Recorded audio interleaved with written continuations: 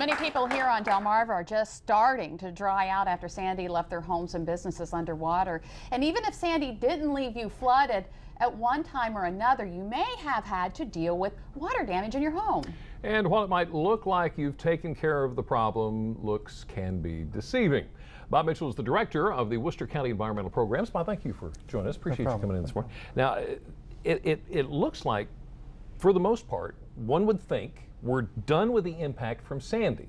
No, but that's not the case. That's not always the case. What are you doing now still? Well, right now we're testing folks' wells that, see if we have bacterial contamination from flooded wells where they've had their well basically encapsulated with water because the floodwaters have come up to the home or the front yard or the rear yard where the well is. So we're testing that for bacterial contamination right now.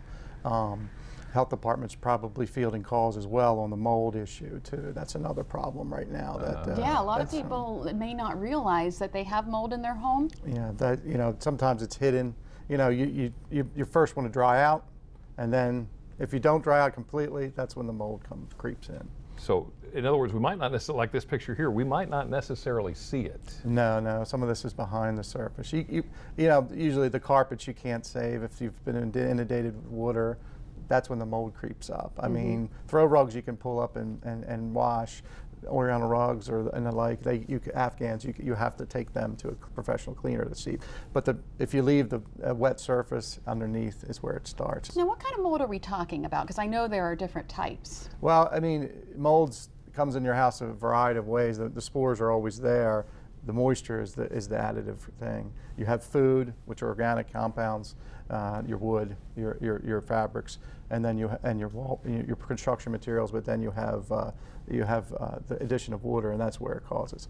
A lot of it's behind wallpaper, underneath, in your drawers, underneath your carpets, in your soaked insulation for your heat ducts. Those are types of things. I mean, there's black mold. I mean, you can sample that if you really have a concerned problem, but the first thing is you want to dry your house out. This can really have some health impacts, can't it? Yes, it can. What kind of things can this do? Well, you can have breathing problems. Susceptible individuals are nasal stuffiness, eye irritation, wheezing, skin irritation. Right. Some, we're individuals. Some of them have greater impacts than others. Elderly, individuals with compromised immune systems, children. We're looking out for those kind of people, and and folks need to look out for family members that are like that. And there are some more severe impacts of the mold too. Yes, we have fever, shortness of breath.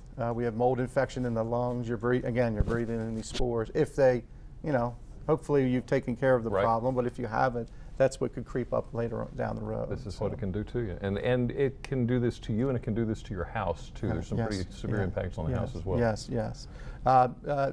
And again, they're hidden. They're not always there. You think you've done a good job. Maybe you said, I can get away without calling the cleaner in. Right. You haven't, you should check it. How can we prevent it in the first place? Well, the first thing you want to do, you want to dry everything out. You want to try to get the room, and have your rooms cleaned. If your carpet's been inundated, you want to basically, you're gonna have to rip it out. You can't save that. You have to control humidity levels. You want to fix your leaky roofs, windows, and pipes. These are caulking. You have to thoroughly clean and dry after flooding. You want to ventilate your shower, your laundry and cooking areas. Those are things that you need to be done. And you need to place fans where you can draw the moist air out of the room. Don't blow in. Don't blow in. Don't blow in. Your nose is the best thing. If you can smell musty, damp odors, it's time to ventilate. Now, so that's a good rule of thumb. If I've already got it in the house, can I just take some ammonia and clean it off? Well, I mean, sometimes ammonia and a water mixture sometimes takes those white spots off the tables. Okay.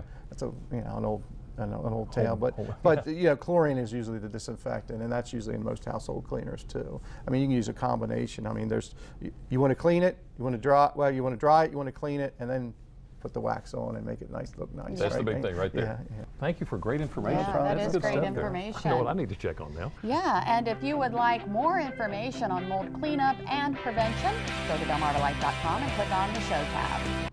Up next on Delmarva Life, dealing with divorce during the holidays. That can be especially difficult, especially for the kids.